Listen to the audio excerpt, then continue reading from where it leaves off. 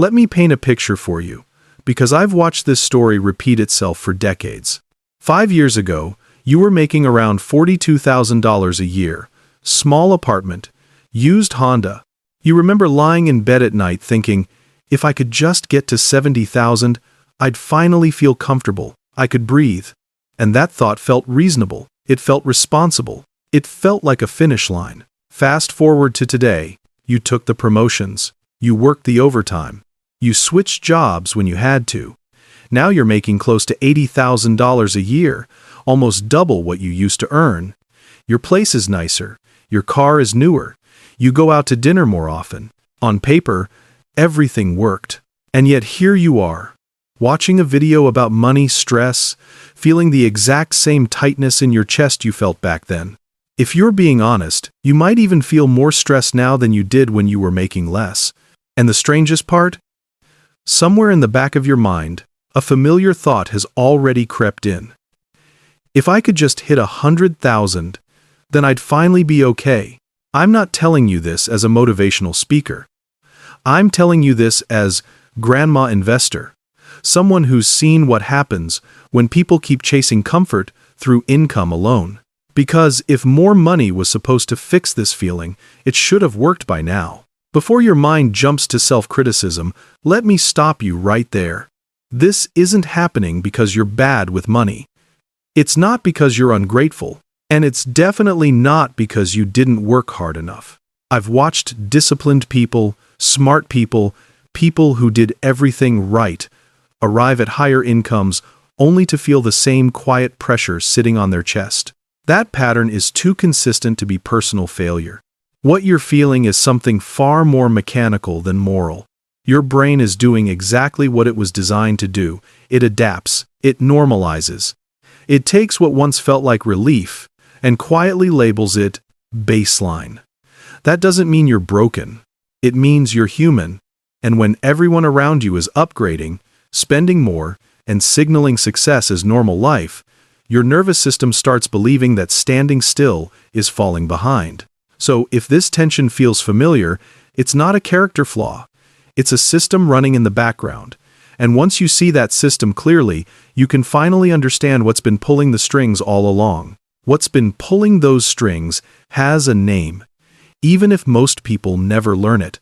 Psychologists call it the hedonic treadmill, but I prefer a simpler picture. It's a machine that lets you run faster without ever letting you arrive. Every raise, every upgrade, every financial win feels like forward motion, but the ground underneath you keeps moving too. Here's how it works. The moment your income increases, your brain releases relief. For a short while, life feels lighter. Bills don't scare you as much. You feel proud, you feel safe, and then, quietly, without asking your permission, your brain recalibrates. That new income stops feeling special. It becomes normal. What once felt like progress becomes the minimum required to feel okay. Your brain isn't designed to stay impressed. It's designed to adapt and then look for what's next. That's why the $60,000 salary that felt incredible in January feels completely ordinary by summer. That's why the car that made you feel successful for a few months eventually becomes just your car. And here's the part most people miss. You don't fall off this machine when you slow down. You fall off when you finally realize it has no finish line. This is where things start to get uncomfortable. But stay with me. Because once you see this clearly, you can't unsee it. For decades, researchers have studied the relationship between income and happiness, and the pattern is almost always the same. Emotional well-being does rise as income increases, but only up to a point. After basic comfort and security are covered, the emotional payoff begins to shrink fast. In real life, that means going from $50,000 to $100,000 can feel meaningful. It buys breathing room, it reduces fear, but going from $100,000 to $200,000, that jump costs far more energy and delivers far less relief.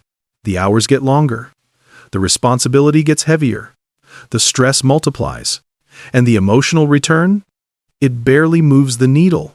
This is diminishing returns applied to your entire life. You double the income, but you don't double the peace. You might not even increase it. And yet, everything around you keeps whispering the same message. Just push a little harder, just earn a little more, and then you'll finally feel settled. Here's the truth I've learned watching generations repeat this cycle. If money alone were capable of creating lasting calm, the people with the most of it would be the most relaxed. And they're not. They're often the most exhausted. Now let me bring this out of psychology and into real life, because this is where most people finally recognize themselves. Imagine you're 30 years old, making $60,000 a year. After taxes, you're taking home roughly $47,000, around $3,900 a month. Your essentials, rent, utilities, groceries, transportation, insurance come out to about $2,400.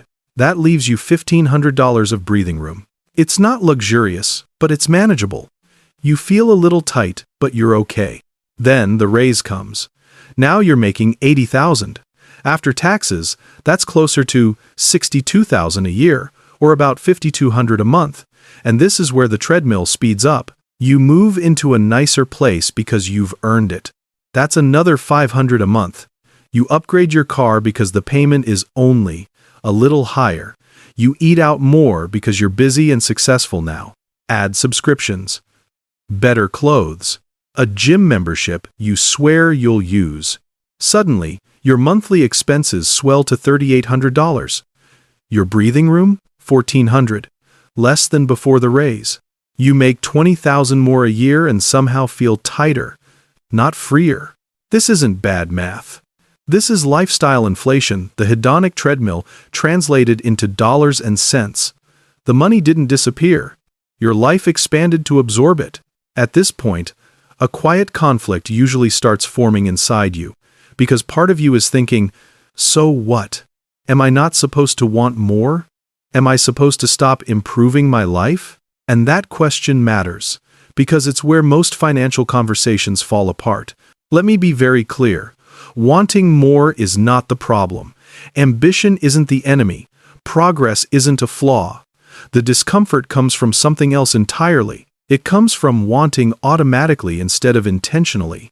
From upgrading not because something truly improves your life, but because that's what happens when income goes up and everyone around you does the same. There's a massive difference between choosing an upgrade and drifting into one. One is conscious.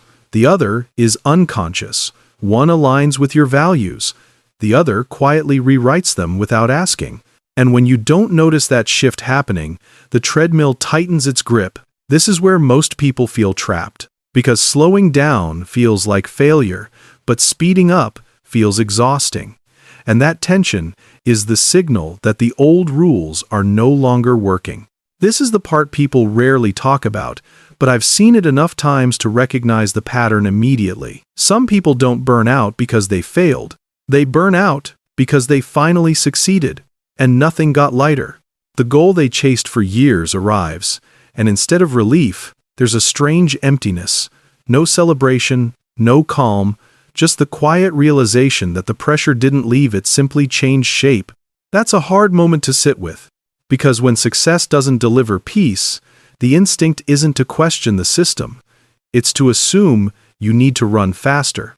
Another raise, another upgrade, another milestone. And that's how people give decades of their life to a race that never slows down. This is the moment where most people keep running. But it's also the moment where a different choice becomes possible if you're willing to change the rules instead of your speed. Here's where I want you to listen carefully, because this is where most financial advice gets it wrong. Stepping off the treadmill does not mean giving up on growth. It means deciding, in advance, how much of your future success you're willing to let your lifestyle consume. I call this setting a lifestyle anchor. It's a rule you make while you're thinking clearly, not while you're emotionally spending a raise you haven't even received yet. For many people, a simple split works. When your income increases, you allow a portion of that raise to improve your life, and you deliberately redirect the rest toward investments. Not leftovers, not what's left at the end of the month. First, money. This one decision does two powerful things. It slows lifestyle inflation before it becomes automatic, and it makes the upgrades you do choose feel intentional instead of expected. The second shift is learning to break adaptation itself. That sounds abstract, but it's surprisingly practical. You regularly remind yourself what your life would look like without what you currently have. Not to scare yourself, but to interrupt the numbness that familiarity creates. When appreciation returns, the urge to upgrade weakens. And finally, you stop optimizing for money and start optimizing for time. Every dollar you invest instead of spend is a future hour you don't have to sell. That's how you step off the treadmill without shrinking your ambition. You simply aim it somewhere that actually leads to freedom. Let me leave you with this, because it's the quiet truth most people never hear. Your brain will never tell you when you've had enough. It wasn't built to. It was built to adapt, to compare, to keep moving the goalpost. That's why waiting to feel satisfied is a losing strategy.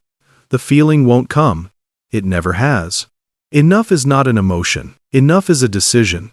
It's a number you choose before the world convinces you it should be higher. It's a line you draw that says, from here on, extra money buys me time, not more noise. When you make that choice, something powerful happens. The treadmill loses its grip. The pressure eases. The constant comparison fades. This channel isn't about making you richer on paper. It's about helping you stop feeling poor no matter how much you make. If you're tired of running faster and still feeling behind, you're in the right place. Stay here. We're not chasing more. We're learning how to walk a fear,